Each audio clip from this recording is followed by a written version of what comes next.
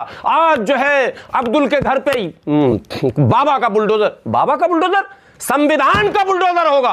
ये बाबा का बुलडोजर कब से होने लग गया भाई? मुल्लों का मौलवियों के द्वारा मुझे लगता है ये चाहते हैं कि वह जीवन भर लुंगी पहन करके ही दौड़ता रहे। याद करके अगर वोट को भी जिहाद के साथ जोड़ना चाहते हैं तो उस वोट से जन्नत नहीं मिलेगा, जहन्नुम जरूर मिल जाएगा।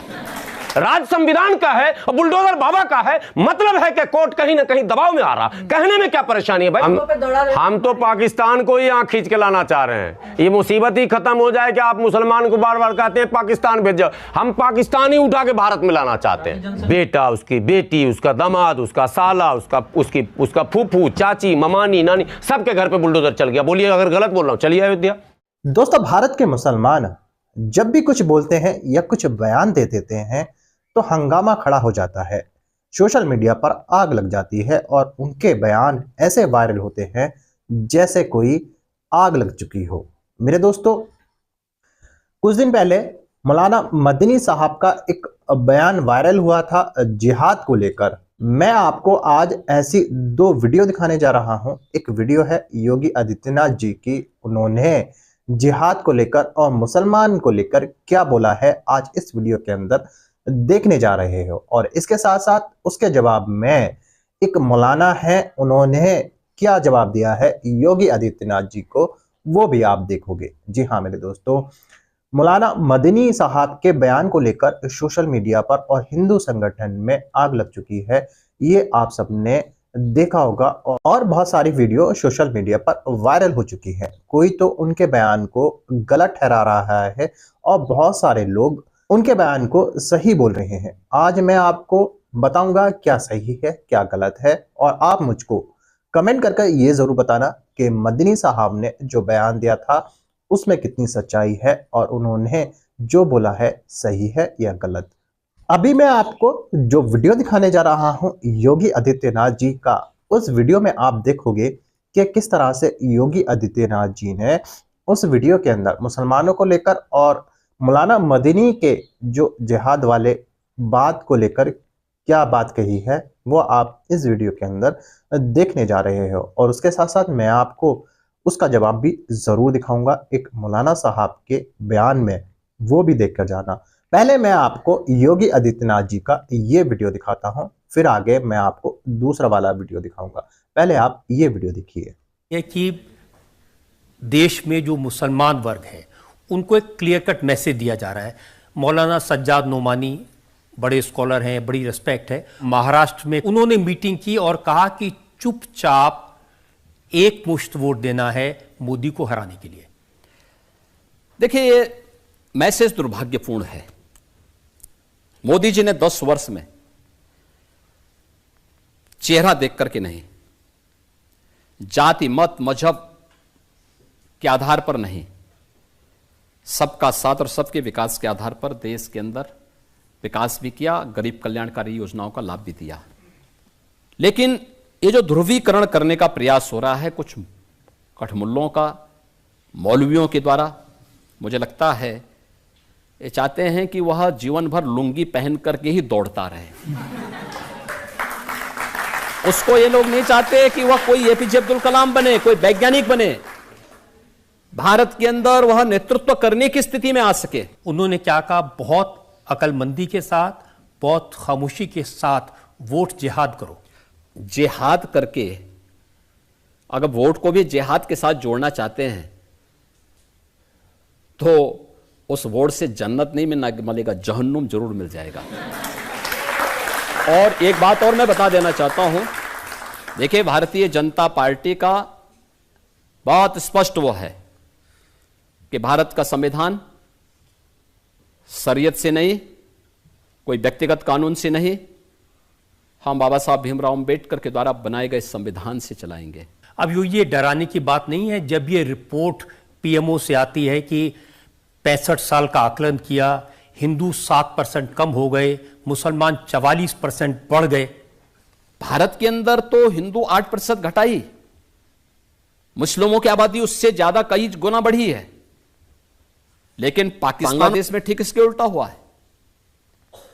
यानी यहां पे अल्पसंख्यक मुसलमान तेजी के साथ बढ़ा है, उसकी आबादी 3 से 4 गुना बढ़ी,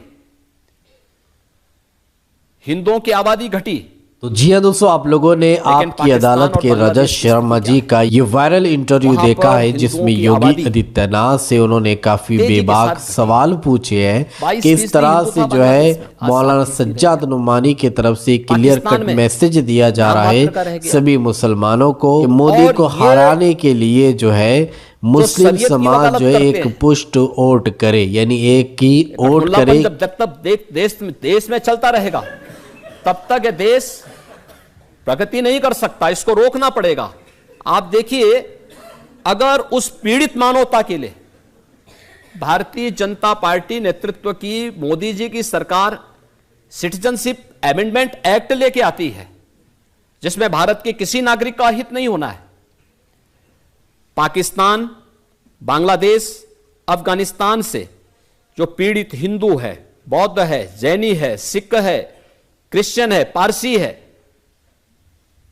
इन सभी पीड़ित लोगों को जो पाकिस्तान और बांग्लादेश और अफगानिस्तान में अल्पसंख्यक है, उनको भारत की नागरिकता देने की वकालत करता है और उनको नागरिकता देने के लिए वचनबद्ध है, उसका ये लोग विरोध करते हैं। भारत के अंदर महीनों महीनों जाम रखते हैं, महीनों महीनों उग्र प्रदर्शन करते हैं, तोड़फोड़ करते हैं, आगजनी करने का प्रयास करते हैं।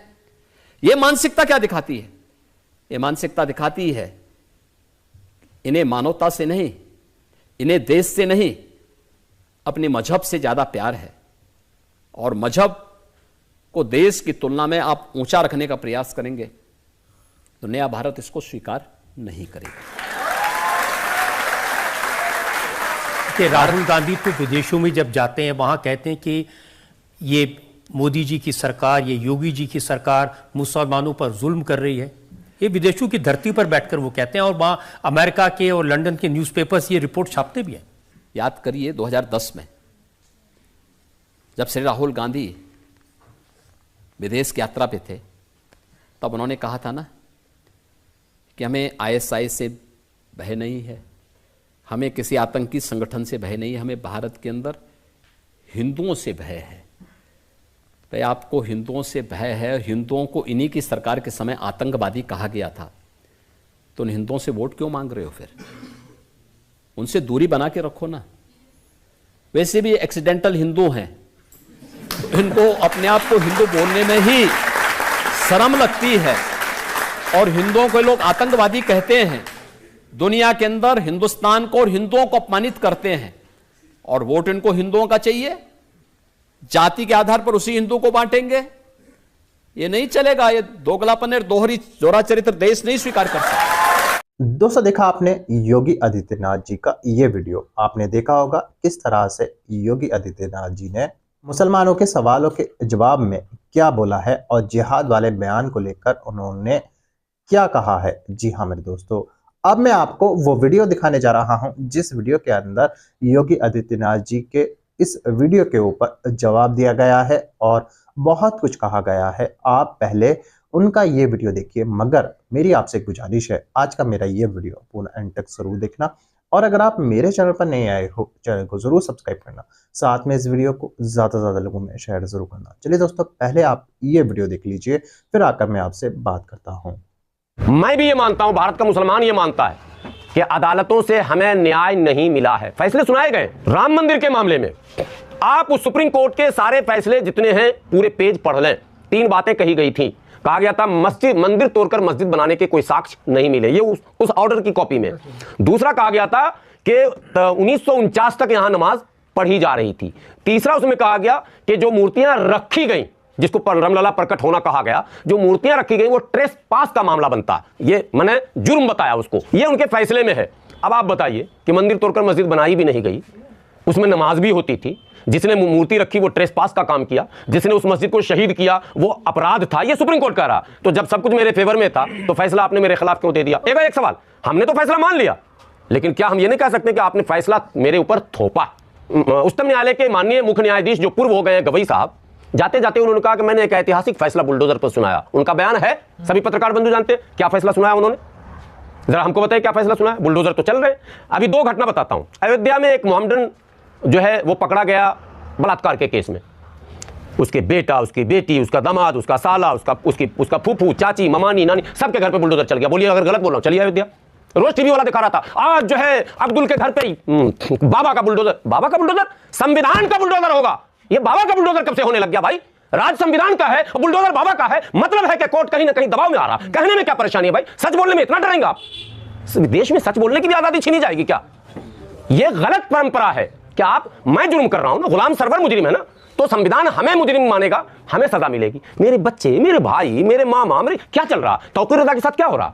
उसके रिलेशन में दूर का भी कोई है ना ससुराल का, उसके भी घर पे बुलडोजर चला दिया गया। तौकीर रजा ने कितने गोली फोड़े, तौकीर रजा ने कितने बम फोड़े, बताइए जरा। अरे जुलूस ही तो निकाला था। क्या जुलूस निकालने का अधिकार भी छीन रहे हैं आप? अगर आइलम मोहम्मद पर जुलूस ही निकाल दिया तो संवैधानिक दृष्टिकोण से कितना बड़ा जुर्म कर दिया था उन्होंने। आपने उसे क्या नहीं किया? आपने तो उनके घर पे बम भी दिखा दिया, आपने तो कारतूस की फैक्ट्री भी दिखा दी, आपने तो सारा इलीगल घोषित कर दिया। मेरा सवाल तब भी था, आज भी है, कल भी रहेगा। और महमूद मदनी साहब से मैं फिर कह रहा हूं, आप बैक टू पवेलियन मत हो जाना। आपने कहा है कि मैं पीठ पे गोली नहीं खाऊंगा, यह भी उनका बयान है। गुलाम सरवर भी आपसे कहता है कि पीठ पे गोली कोई भारत का मुसलमान भी खाने को तैयार नहीं है। आजादी की लड़ाई में जलियांवाला बाग में भी हमने पीठ पर गोली नहीं खाई थी, पठानों ने सीने पे गोली खाई थी। हम सीने पे गोली खाने के लिए तैयार है। लेकिन काशी राम ने जिहाद किया, सत्ता प्राप्त किया। चंद्रशेखर रावण ने जिहाद किया, एमपी बन गए। जिहाद है वो, संघर्ष। अब उसी को तो मैं समझा रहा हूँ। आप तो कह रहे हैं कि अब उनको पाकिस्तान पहुंचाया जाएगा और इस तरह के बयान दिए तो हम तो पाकिस्तान को ही यहाँ खींच के लाना चाह रहे हैं। ये मुसीबत ही खत्म हो जाए कि आप मुसलमान को बार बार कहते हैं पाकिस्तान भेजो। हम पाकिस्तान ही उठा के भारत में लाना चाहते हैं। जनसंख्या ज्यादा हो जाएगा, जनसंख्या चीन से बड़ा हो जाएंगे हम।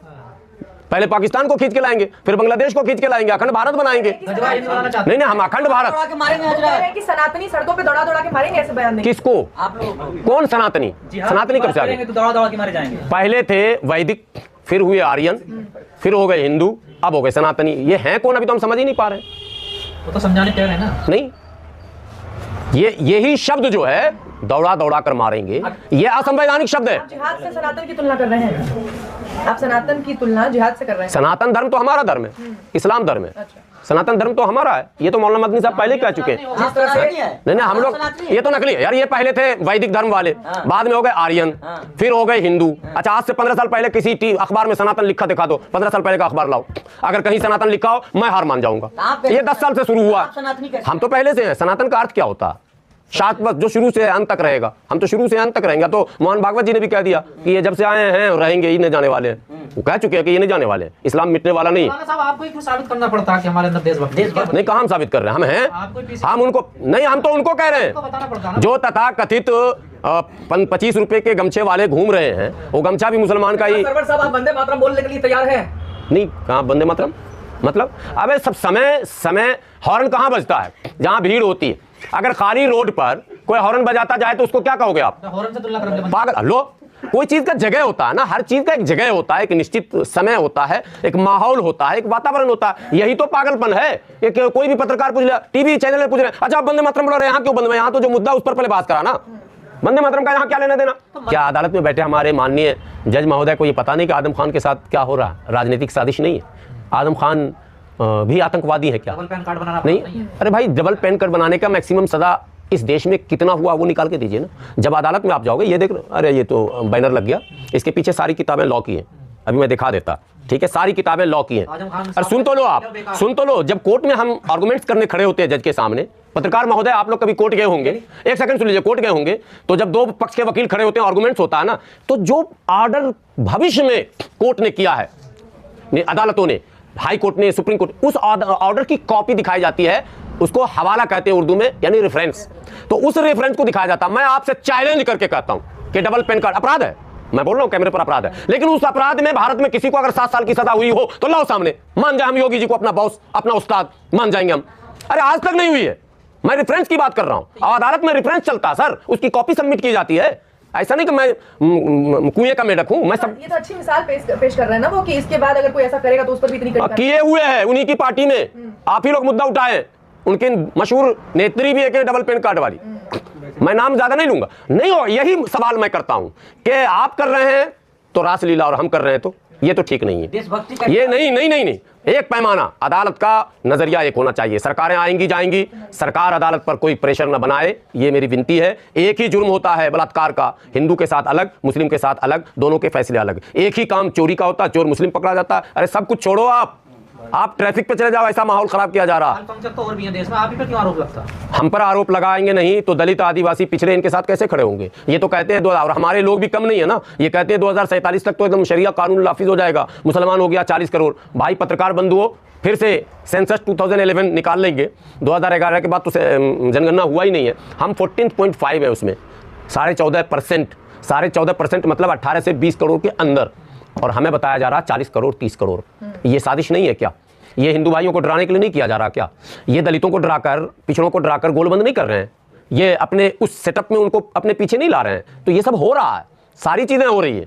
और ये जो हुमायूं कबीर जो बयान दे रहा है कि हम 35 हैं, बंगाल का सेंसस उठा के देखिए 35 है क्या मुसलमान? तो नहीं, अरे फिर वही कुल मिला के मनु को मानने वालों के साथ आज खड़े हो गए हैं। किसके साथ? जो मनु को मानते हैं उनके आज खड़े। नहीं ना, देखिए हम मुद्दे पर खड़े होते हैं। हाँ, मुद्दे पर आपने हमें हमारे 100 पीसी निकालेंगे। मनुस्मृति के साथ नो, हम जालिम के जुल्म के खिलाफ जो भी आवाज उठेगी उस आवाज के साथ रहेंगे, ये हमारा वचन।